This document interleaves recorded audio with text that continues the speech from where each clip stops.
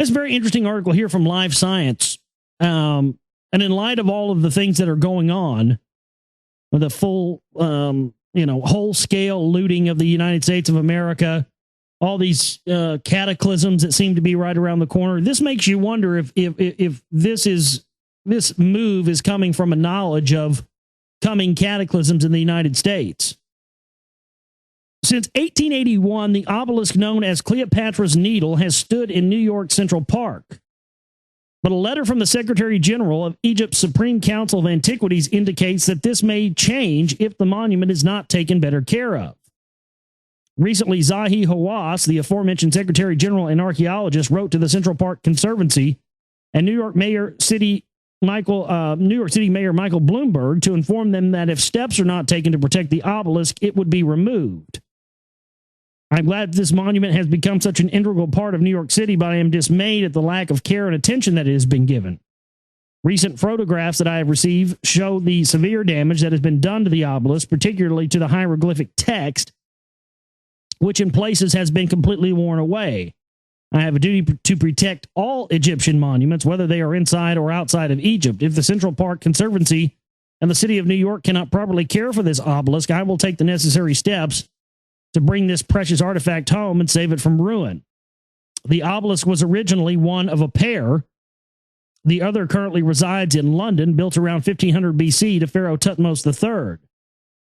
They were placed in the ancient city of Heliopolis in Egypt, where they sat for a little over 1500 years until 18 AD, when they were taken by the Romans and placed at the entrance of the Caesareum in Alexandria, according to travelersinegypt.com, a website that compiles information from the people who have traveled in Egypt. That's interesting because Dr. Zira was just talking about the Caesarean earlier there, and just makes you wonder. I would say that if they remove the obelisk from New York City, if any of you live in New York City, it'd be time to get the fuck out of Dodge. I think if they remove that obelisk, that means something's going to happen on the East Coast. Something's going to happen in New York. They remove that because it's a very, very important symbol of power. And I think all bets are off as far as what's going to happen in New York. I'd say get the fuck out of Dodge if you hadn't already. But it's very interesting there. And I think there's probably something more to this other than just, the deterioration of the obelisk here. Some other impetus behind this. Very, very interesting stuff. Let's see if we have any other important news here to get into today. They're fear-mongering overpopulation again. Earth's population stands at nearly 7 billion, and demographers project we may reach 9 billion by the middle of this century. And, they're fear-mongering that again. And I find it interesting they're talking about overpopulation, right, as all this stuff is happening with the birds and, the pole shift possibilities and these massive earthquake things, the New Madrid. Very interesting, the timing of all this.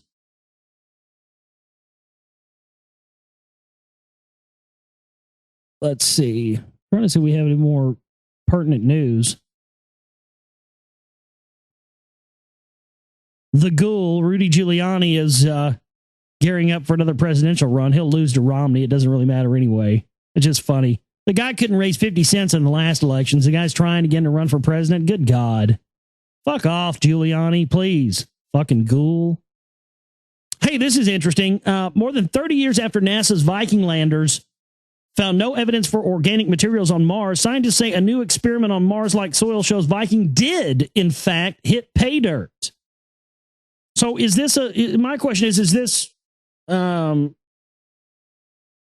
is this evidence that whatever the Viking found back in the 1970s has been covered up ever since, and now that there seems to be some operation, I think, that ties into disclosure of extraterrestrials? And now they're trying to use this as part of the agenda and allowing this information to come out 30 years later. I mean, it certainly does appear likely, doesn't it? The new study was prompted by the August 2008 discovery of powerful oxygen-busting compounds known as percolates at the landing site of another Mars probe called the Phoenix.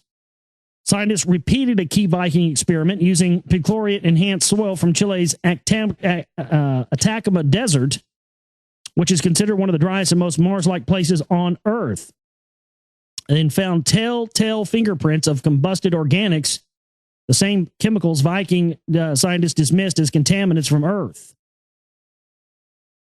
So now they're saying, oh, well, we first just thought this was contaminants. Now we found that this is sign of organics in the soil. Something big is happening on the front of disclosure when it comes to Mars and extraterrestrials and other things. So we'll definitely be keeping our eye on that.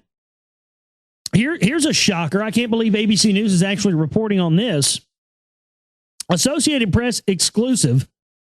U.S. says too much fluoride is in the water. I never thought I'd see the day. I thought they loved the fluoride. Fluoride in drinking water, credited with dramatically cutting cavities and tooth decay, which is an absolute lie. It actually enhances tooth decay and cavities. May now be too much of a good thing. Getting too much of it causes spots on some kids' teeth.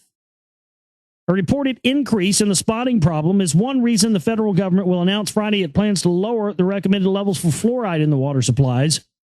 The first such change in nearly 50 years. About 2 out of 5 adolescents have tooth decay or spottiness because of too much fluoride. A surprising government study found recently, in some extreme cases, teeth have even been pitted by the mineral. Though many cases are so mild, only dentists notice it. Health officials note that most communities have fluoride in their water supplies, and toothpaste has it too. Some kids are even given fluoride supplements. The U.S. Department of Health and Human Services is announcing a proposal to change the recommended fluoride level to 0.7 milligrams per liter of water, and the Environmental Protection Agency will review whether the maximum cutoff of 4 milligrams per liter is too high.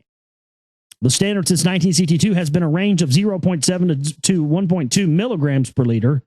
The Centers for Disease Control and Prevention reports that the splotchy tooth condition, fluorosis, is unexpectedly common in kids aged 12 through 15 and appears to have grown much more common since the 1980s. Well, yeah, in the 1980s was when they first started pouring mass amounts of this stuff into the water supply. I mean, this is when we started to see an increase in this. So, it's just shocking that it's taken this long for people to start paying attention and to figure out what's going on with their water and everything else.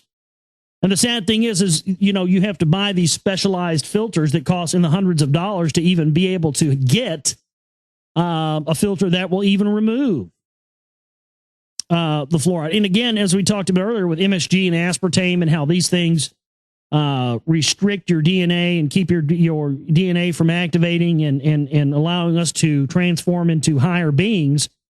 Fluoride also calcifies and makes a hard layer around the pineal gland.